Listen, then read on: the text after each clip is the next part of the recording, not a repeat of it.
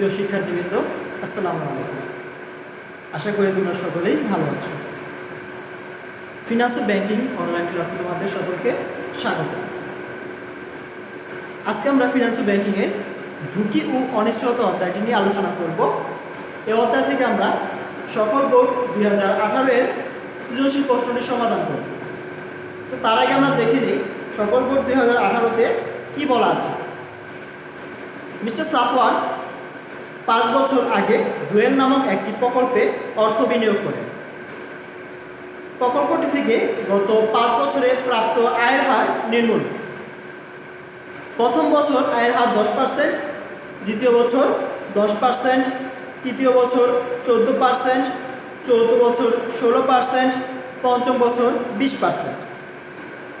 তো এখানে আরও একটি কথা বলা আছে যে পঞ্চম বছরে মিস্টার সাফওয়ান 18% মুনাফা আশা করেছিলেন। প্রশ্নে কি বলা আছে দেখো, যে আদর্শ বিচ্যুতি কোন ধরনের পদ্ধতি? তো আদর্শ বিচ্যুতি হচ্ছে এক প্রকার পরিসংখ্যানিক পদ্ধতি, কারণ পরিসংখ্যানিক উপায়ে এটা নির্ণয় করা হয়। খ নম্বরে বলা হয়েছে দায় পরিশোধের অক্ষমতা থেকে সৃষ্ট ঝুঁকিটি ব্যাখ্যা করে। আমরা জানি দায় পরিশোধের অক্ষমতা থেকে কোন ধরনের ঝুঁকি সৃষ্টি হয়? আর্থিক ঝুঁকি সৃষ্টি হয়। সাধারণত ঋণ বা ঋণের অর্থ বা ঋণের সুদ পরিশোধ করতে না পারলে আমাদের আর্থিক ঝুঁকির সৃষ্টি হয়।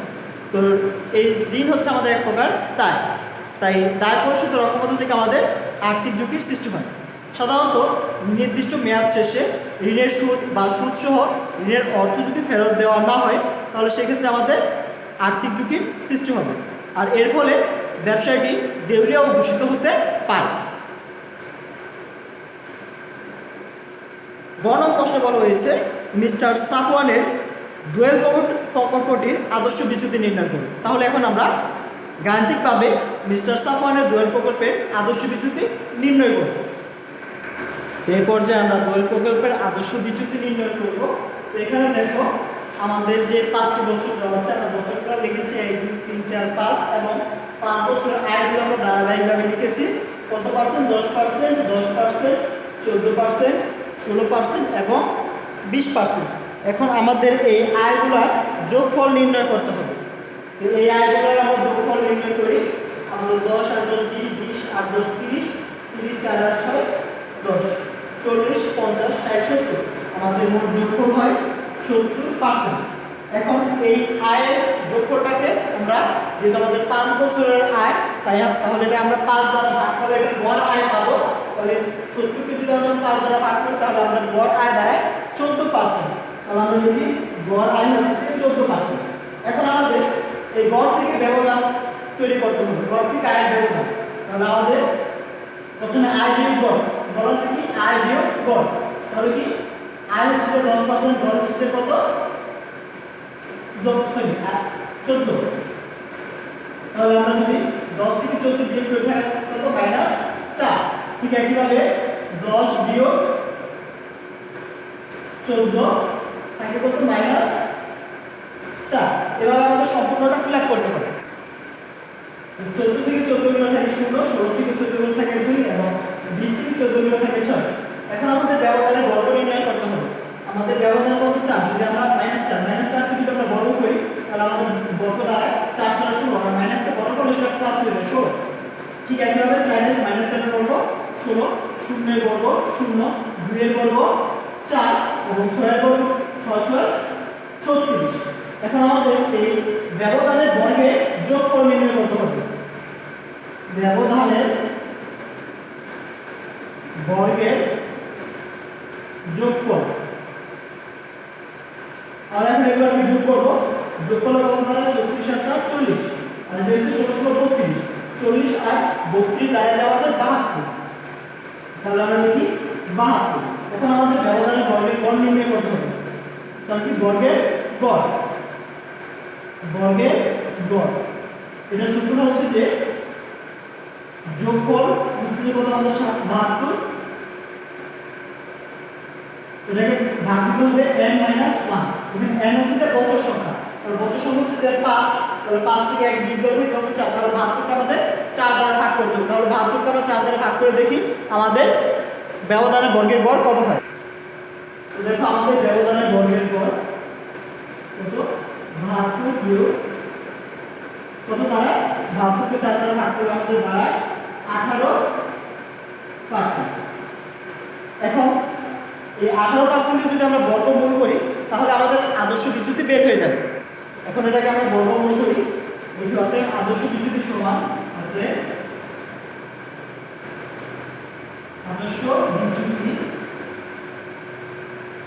ইকুয়াল √18 18 কে গুণমান করলে আমাদের মান আসে 4.246 এরকম। আমরা লিখি 4.24% প্রায়। অতএব আমাদের ডুয়েল প্রকল্পের আদর্শ বিচ্যুতি হচ্ছে যে 4.24% প্রায়।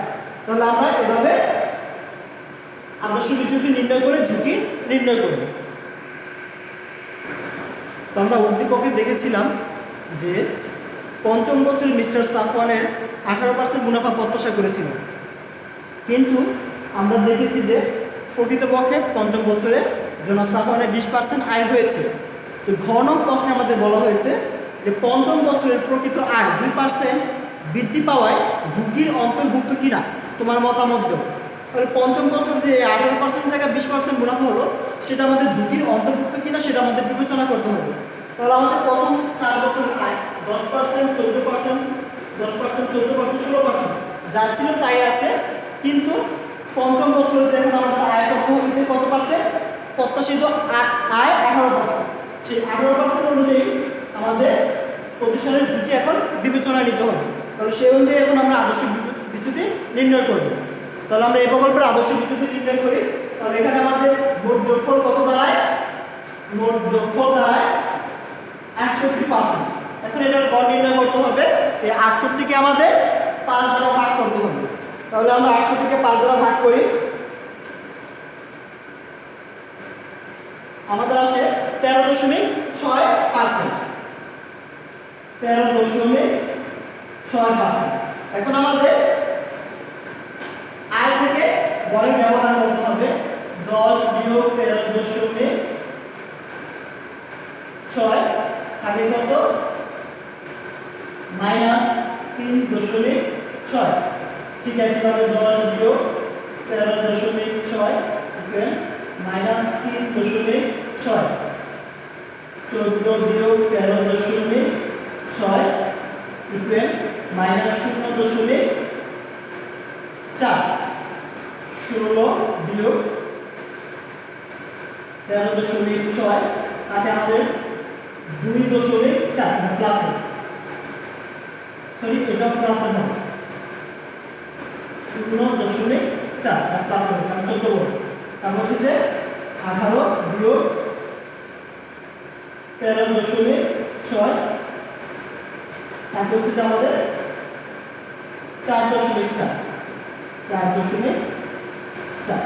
এখন আমাদের ব্যবধানের বর্গের আয়কে গড়ের ব্যবধানের বর্গ নির্ণয় করতে হবে। আমরা ওই পাশে বর্গ নির্ণয় করি। তো দেখো আমাদের -3.6 বর্গ করতে হয়ে যাবে 12.96, ঠিক দ্বিতীয় লাইনটি হবে 12.96 আর 0.4 এর বর্গ করা হয় 0.16, 2.4 এর বর্গ করলে হয় 5.76 এবং 4.4 এর বর্গ করলে হয় 19.36। এখন আমাদের এগুলোর যোগফল নির্ণয় করতে হবে, বর্গের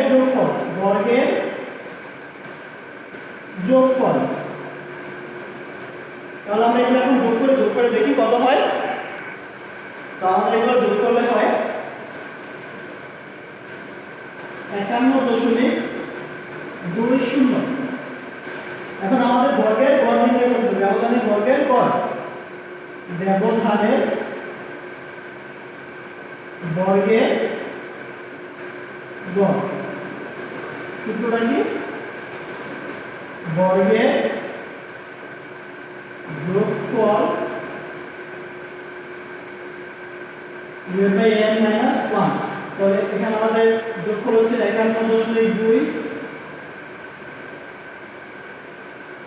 0 5 বিয়োগ 1, তাহলে 51.20 কে আমরা 4 দ্বারা ভাগ করি।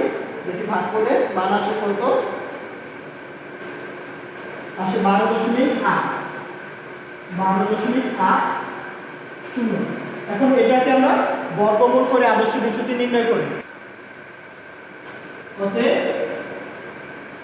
আদর্শ বিচ্যুতি ইকুয়াল √2/12.80 বা 12.8 ইকুয়াল আমাদের মান আসে কত, 3.577770 বা 3.58%। রাইট, যেহেতু আমাদের দশমিকের পরে 5 7 7 বা তৃতীয় ঘর থেকে 7 5-এর বেশি, তাই আমরা কি তার আগের ঘরটাকে, দ্বিতীয় ঘরটাকে দশমিকের পর দ্বিতীয় ঘরটাকে বাইরে ধরতে পারি। 3.58% প্রায়। তাহলে আমরা এখানে দেখতে পাচ্ছি যে পূর্বে আমরা গ হতে পেয়েছিলাম যখন প্রকৃত আয় পঞ্চম বছরে যে 18%-এর চাইতে 2% বৃদ্ধি পেয়ে 20% হয়ে গেছিল, তখন আমাদের আদর্শ বিচ্যুতি ছিল 4.24% প্রায়। আর বর্তমানে আমাদের যখন আয়টা কমে গেছে, তাহলে কি আমাদের বিচ্যুতিও কমে গেছে 3.58% প্রায়। তার মানে কি আয় বাড়লে ঝুঁকি বাড়ে এবং আয় কমলে ঝুঁকি কমে। তার মানে আয়ের সাথে ঝুঁকি কি ধনাত্মক সম্পর্ক বিদ্যমান।